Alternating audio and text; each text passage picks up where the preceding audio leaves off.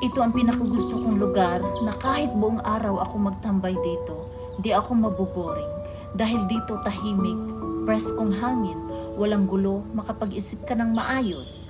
Ako yung tipong taong gusto lang ng simpleng buhay, walang kaarte-arte sa sarili. Alam nating lahat na walang perpektong tao at walang perpektong buhay dito sa mundo. Kaya't maging kontento, maging masaya, laging magpapasalamat at pahalagahan kung anong mayroon tayo sa buhay at kung anong mayroong blessing na binibigay ni Papa God sa ating lahat.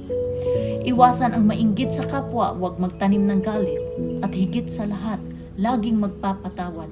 Lawakan ang pangunawa, laging magpakumbaba hanggat kaya at habaan ang pasensya sa kapwa upang mamuhay ng masaya at may peace of mind.